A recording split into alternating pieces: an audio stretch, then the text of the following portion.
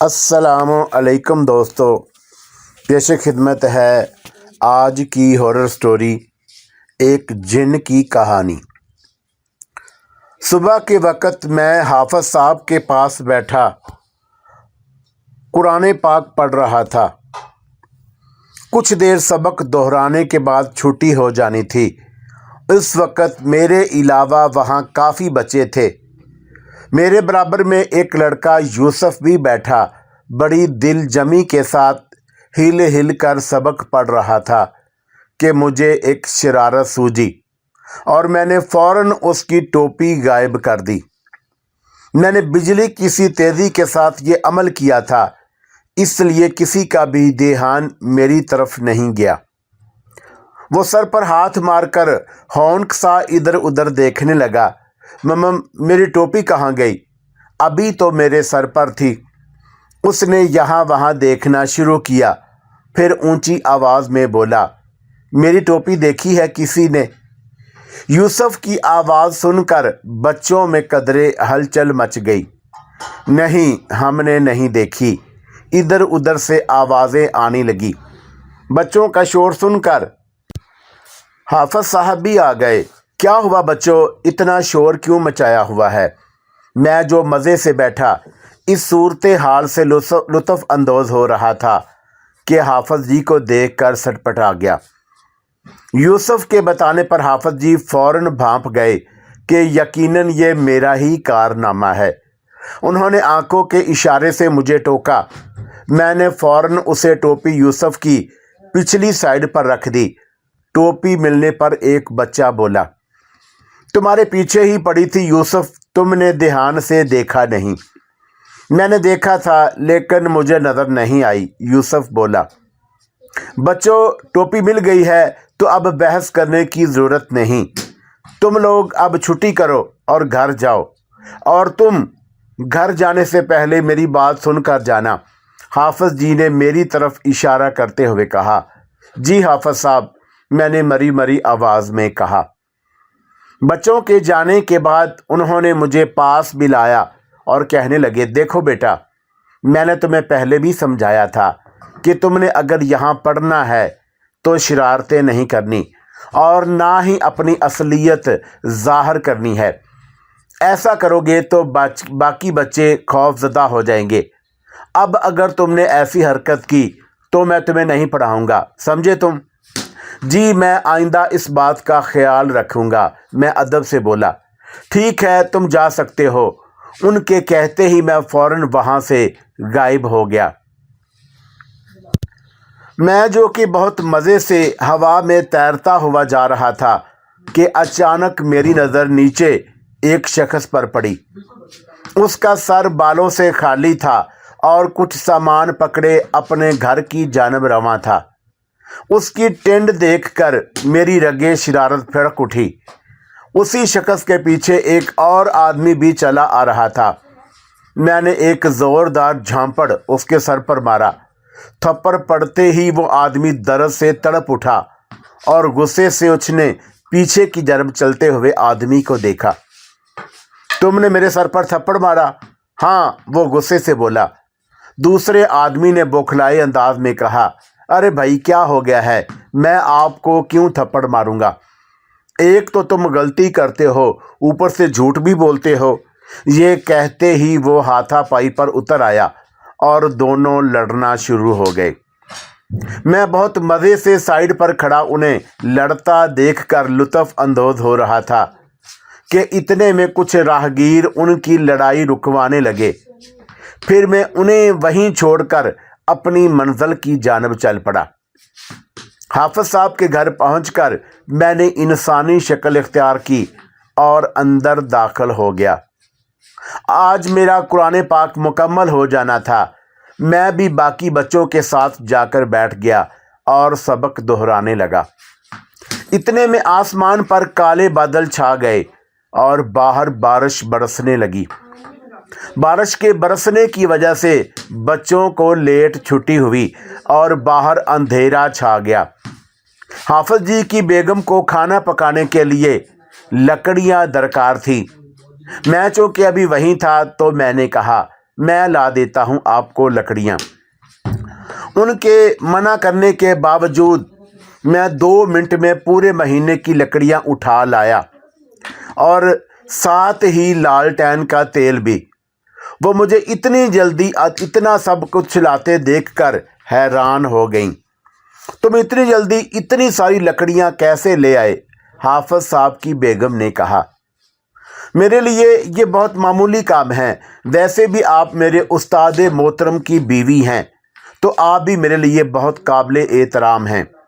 अब चूँकि मेरा कुरान पाक मुकम्मल हो चुका है, तो मैं हमेशा के लिए जा रहा हूँ और हाफिज साहब और आपके लिए मेरी तरफ से मिठाई का टोकरा और कुछ ये नायाब जेवरात तोहफे के तौर पर छोड़कर जा रहा हूँ। हाफिज जी की बेगम को हैरान व परेशान छोड़कर मैं फ़ौरन बाहर निकलकर वहाँ से गायब हो गया। मैं अलिया नूर एक जिनजाद हूँ। मैं अपने माँ बाप के साथ एक कबीले में रहता हूँ। हम जिन चूँकि वीरान जगहों पर या किसी भी सुराख के अंदर पूरे कबीले के साथ आबाद हो सकते हैं, सो हम लोग आजकल एक दरख्त के अंदर मौजूद सुराख में रिहाइश पजीर हैं। हमारा पूरा कबीला इसमें बाआसानी समाया हुआ है। घर जाते ही अब्बा को मेरी शरारतों का इल्म हो चुका था, सो मेरे पहुंचते ही उन्होंने मुझे अपनी अदालत में बुला लिया। तुम्हें 1000 मर्तबा समझाया है कि आदमजादों से दूर रहा करो, उनसे हमारा दूर रहना ही बेहतर है, वरना वो तुम्हें नुकसान भी पहुंचा सकते हैं। उन्होंने कदरे गुस्से से कहा, नहीं अब्बा जान, वो लोग तो हमसे बहुत डरते हैं। हमारा नाम सुनते ही थर थर कांपने लग जाते हैं। उनमें हर कोई डरने वाला नहीं होता बेटा। कुछ खतरनाक आमल या शैतान की पूजा करने वाले भी होते हैं, जो तुम्हें अपना गुलाम बनाकर हमेशा के लिए कैद कर सकते हैं। इसलिए बेहतर है कि तुम उनसे दूर रहो, वरना मैं तुम्हारा आदमजादों की बस्तियों में जाना मुकम्मल तौर पर बंद कर दूंगा। सुना तुमने? अब्बा ने धमकी दी। ठीक है अब्बा जान, ऊपरी दिल से मैंने कह दिया था, लेकिन अंदर से मेरा भरपूर इरादा आदमजादों को तंग करने का था। मुझे बहुत मज़ा आता था जब मैं उन्हें तंग करता और वो मुझे देख नहीं पाते या डर कर भाग जाते। मुझे अजीब सी खुशी महसूस होती। ऐसे ही एक दिन एक लड़का अकेला पार्क में बैठा चॉकलेट खा रहा था कि अचानक मैंने उसकी चॉकलेट छीन ली और वो चॉकलेट फिजा में तैरने लगी। ये देखकर वो लड़का इतना खौफजदा हुआ कि अपना सामान वहीं छोड़कर भूत भूत कहता एक तरफ दौड़ने लग गया था और मैं वहीं खड़ा मज़े से उसकी चॉकलेट खाने में महू हो गया। वैसे भी मीठा हम जिन्नात को बहुत मरगूब है और मीठे को चोरी करके खाना भी मायूब नहीं समझा जाता जिन्नात में। एक दफ़ा एक जगह कुरान ख़वानी हो रही थी। मैंने वहाँ मीठे की पूरी देग ही गायब कर दी और घर वालों का जो हाल हुआ वो पूछो ही ना। ऐसे ही मैंने काफ़ी लोगों को तंग किया, कुछ की आपस में लड़ाई भी करवा दी और कुछ का सामान आगे पीछे कर दिया। लेकिन अब्बा जान को अक्सर ही मेरे कारनामों की रिपोर्टें मिलती रहती थीं। वो मुझे काफ़ी नसीहतें करते, लेकिन मैं एक कान से सुनकर दूसरे कान से निकाल देता था। अब भी ऐसा ही हुआ। अलिया नूर, सुधर जाओ, ऐसा ना हो कि वक़्त तुम्हें खुद समझा दे। अब्बा की आवाज़ कानों में पड़ रही थी और मैं सर झुकाए खामोशी से सुन रहा था। आधी रात का वक़्त था। मैं अपने ही मौजों में एक कब्रिस्तान से गुजर रहा था कि अचानक मेरी नज़र वहाँ काला जादू करने वाले एक आमल पर पड़ी, जो पता नहीं एक कब्र के पास खड़ा क्या कर रहा था। अपनी आदत से मजबूर मैं फ़ौरन उस आमल के पास जाकर खड़ा हो गया। मेरा खड़ा होते ही वो मेरी मौजूदगी को भांप गया और उसने मेरी तरफ घूर कर देखा। उसकी आंखों में यूं गुमान हो रहा था कि शोले निकल रहे हों। मैंने अमूमन हमेशा आदमजादों को खुद से डरते देखा था, लेकिन ये पहला इंसान था जो मुझसे डरने की बजाय نہ صرف مجھے دیکھ سکتا تھا بلکہ الٹا مجھے ہی ڈرانے کی کوشش کر رہا تھا۔ یہ دیکھ کر مجھے اپنی جناتی صفات کی بنا پر فوراً غصہ آ گیا اور میں اس پر حملہ کرنے ہی لگا تھا کہ اچانک اس نے مجھے پر کچھ پڑھ کر پھونک دیا اور مجھے یوں لگا جیسے مجھے کسی نے انگاروں پر ڈال دیا ہو۔ میں تکلیف سے دوہرا ہو رہا تھا۔ ایک تو تم میرے کام میں خلل ڈال رہے تھے اور اوپر سے مجھ پر حملہ کر دیا۔ تم جانتے نہیں میں کتنا طاقتور عامل ہوں۔ تم جیسے جنات کو تو میں یوں چٹکی میں مسل دوں گا، وہ نحوست بھرے لہجے میں بولا۔ اتنی تکلیف میں بھی مجھے اس کی بات سن کر غصہ آ گیا اور میں نے اس کے پاس پڑا سفوف سے بھرا پیالہ اٹھا کر اس کے منہ پر دے مارا۔ وہ غصے سے پاگل ہو گیا اور اس کے منہ سے گالیوں کا طوفان برپا ہو گیا۔ میں فوراً ہی وہاں سے غائب ہو گیا اور اپنے ٹھکانے پر پہنچ کر جلدی جلدی ایک وظیفہ پڑھنے لگا۔ جوں جوں میں وظیفہ پڑھتا گیا تب مجھے افاقہ ہونے لگا۔ پھر میں نے نماز پڑھی اور اللہ کے حضور توبہ کرنے لگا۔ کچھ دن تک میں باقاعدگی سے نمازیں اور قرآن پاک پڑھتا رہا۔ پھر آہستہ آہستہ میں نے نمازوں کو ترک کرنا شروع کر دیا۔ اب چونکہ میں 200 سال کا ہو چکا ہوں اور جنات کی عمریں کافی لمبی ہوتی ہیں، یہ 1000 سال سے بھی اوپر چلے جاتے ہیں اور 200 سال کی عمر کا تو جوان مانا جاتا ہے۔ میں آج کل اپنے خاندان سے دور ایک کھنڈر میں رہ رہا تھا۔ میں کافی دنوں سے وہاں مقیم تھا۔ عمل والا واقعہ بھی کافی حد تک میرے ذہن سے معدوم ہو گیا تھا۔ آج میں پھر آدم زادوں کی بستی میں جانے کا ارادہ رکھتا تھا۔ میں سوچ رہا تھا کہ کیوں نہ حافظ جی کو سلام کر آؤں۔ آخر کو وہ میرے استاد محترم تھے اور قرآن پاک پڑھانے والے کی عزت تو ویسے بھی بہت ہوتی ہے، اور اپنے استاد محترم سے ہی میں نے سنا تھا کہ اگر کسی چیز سے فائدہ اٹھانا چاہتے ہو تو اس کا ادب کرنا شروع کر دو، جیسے کتابوں کی عزت کرنا ہے، اپنے استاد کی عزت کرنا وغیرہ وغیرہ۔ میں حافظ جی کے گھر پہنچا تو وہ بھی بچوں کو پڑھا کر فارغ ہوئے تھے۔ میں فوراً ان کے سامنے حاضر ہو گیا۔ مجھے دیکھ کر وہ کافی خوش ہوئے۔ ارے علیہ نور، آج تم کیسے یہاں کا راستہ بھول گئے؟ میں تو آپ کی مصروفیات کے خیال سے ہی نہیں آتا، میں مسکراتے ہوئے بولا۔ ویسے میں تمہاری آخری بار کی حرکت سے ناراض تھا، لیکن تمہیں دیکھ کر میری ناراضگی دور ہو گئی ہے، وہ خوشگوار لہجے میں بولے۔ میں شرمندہ ہوں حافظ جی، مجھے معاف کر دیں، میں شرمندہ سا بولا۔ ابھی ہم لوگ گفتگو کر رہے تھے کہ اچانک مجھے یوں لگا جیسے میرے جسم کے اندر شعلے بھڑک اٹھے ہوں۔ اس وقت میں انسانی کالب میں تھا اور میں تکلیف سے دوہرا ہو رہا تھا۔ کیا ہو گیا تمہیں علیہ نور؟ حافظ جی تیزی سے میری طرف آتے ہوئے بولے، اور پھر انہوں نے منہ ہی منہ میں کچھ پڑھنا شروع کر دیا۔ 10 منٹ تک وہ پڑھتے رہے تو میری حالت قدرے بہتر ہوئی۔ تم ٹھیک ہو؟ حافظ جی نے کہا۔ جی میں ٹھیک ہوں۔ میں خود کو کافی کمزور محسوس کر رہا تھا۔ یہ اچانک تمہیں کیا ہوا تھا؟ میں خاموشی کے ساتھ بیٹھا رہا اور کوئی جواب نہ دیا۔ علیہ نور، کہیں تمہاری دشمنی تو نہیں کسی کے ساتھ؟ دیکھو اگر ایسا کچھ معاملہ ہے تو مجھے بتاؤ، ہو سکتا ہے کہ میں تمہاری کچھ مدد کر سکوں۔ اس دن عمل کے ساتھ پیش آنے والا واقعہ میں نے دہرا دیا۔ تمہیں کتنی دفعہ سمجھایا تھا کہ لوگوں کو تنگ مت کیا کرو، لیکن تم باز نہیں آئے، حافظ جی نے کہا۔ مجھے اس کی بات سن کر غصہ آ گیا تھا، اور آپ کو تو پتہ ہے ہم آگ سے بنے ہیں، غصہ تو جنات کو بہت جلدی آتا ہے، میں نے کہا۔ تمہارے خیال سے وہ عامل بدلہ لینے کے لیے یہ سب کر رہا ہے، وہ پرسوچ انداز میں بولے۔ ممکن ہے کہ ایسا ہی ہو حافظ جی۔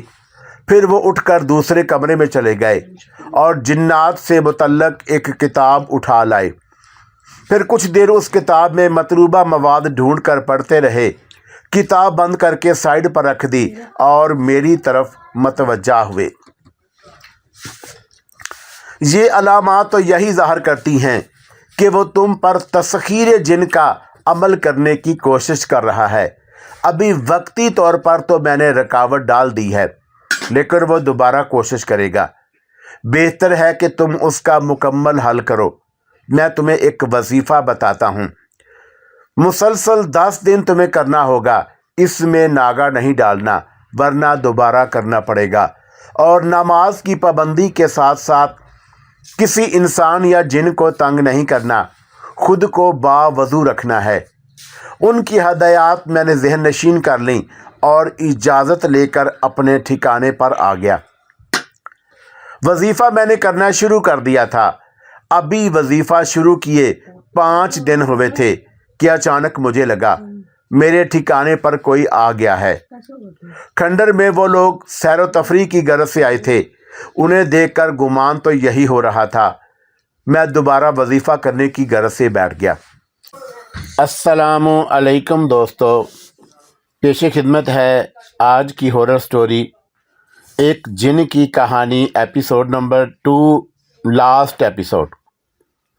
وظیفہ میں نے کرنا شروع کر دیا تھا۔ ابھی وظیفہ شروع کیے 5 دن ہوئے تھے کہ اچانک مجھے لگا کہ میرے ٹھکانے پر کوئی آ گیا ہے۔ کھنڈر میں 2 لوگ سیر و تفریح کی غرض سے آئے تھے۔ انہیں دیکھ کر گمان تو یہی ہو رہا تھا۔ میں دوبارہ وظیفہ کرنے کی غرض سے بیٹھ گیا۔ ابھی کچھ دیر گزری ہوگی کہ انہوں نے بھجن گانے شروع کر دیے۔ مجھے ایک دم شدید غصہ آیا اور میں انہیں سبق سکھانے کے ارادے سے آگے بڑھا، لیکن ان کے گرد نادیدہ حصار سے ٹکرا گیا اور دور جا گرا۔ مجھے مزید غصہ آ گیا اور میں نے پھر ان پر حملے کی کوشش کی، لیکن پھر وہی حال ہوا۔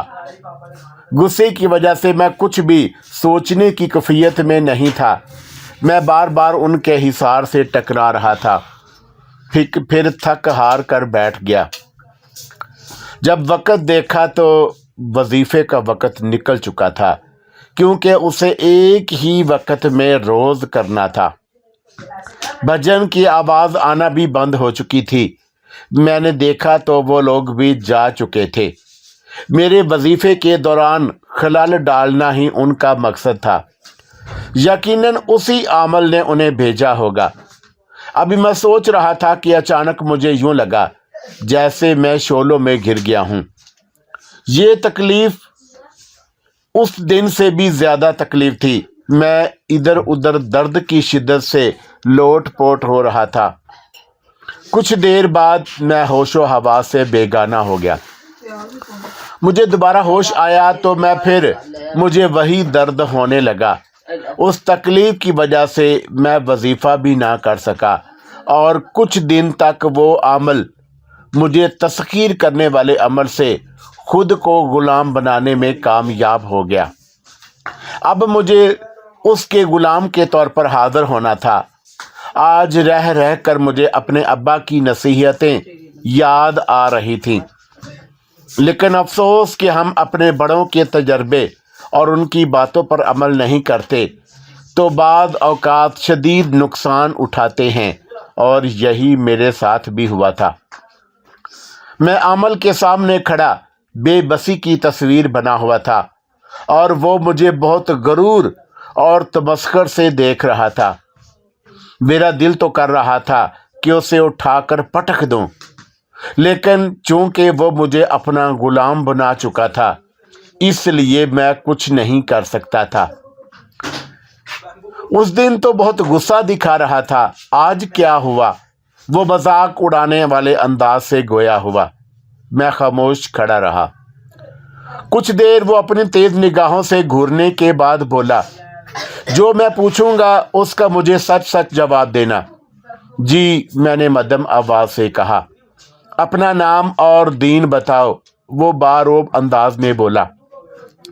میرا نام علیہ نور ہے اور میں ایک مسلمان ہوں۔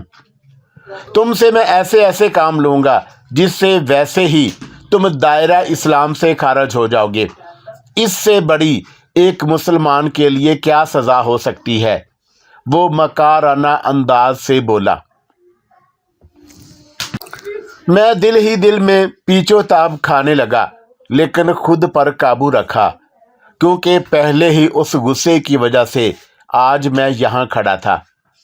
ابھی تم جاؤ، لیکن میں جب بھی تمہیں بلاؤں یا جس کام کو کرنے کا کہوں تمہیں کرنا ہوگا، اور ہاں، میری اجازت کے بغیر تم اپنے کسی خاندان کے جن سے نہیں ملو گے، نہ اپنے قبیلے جاؤ گے۔ اگر میرے حکم کی خلاف ورزی کی تو میں تمہیں بوتل میں بند کر دوں گا، سمجھے تم؟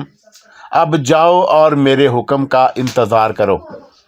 اس کی بات ختم ہوتی ہی میں فوراً غائب ہو گیا اور اپنے ٹھکانے پر آ گیا۔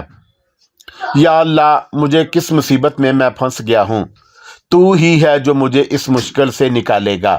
میں دل ہی دل میں گریہ زاری کرنے لگا۔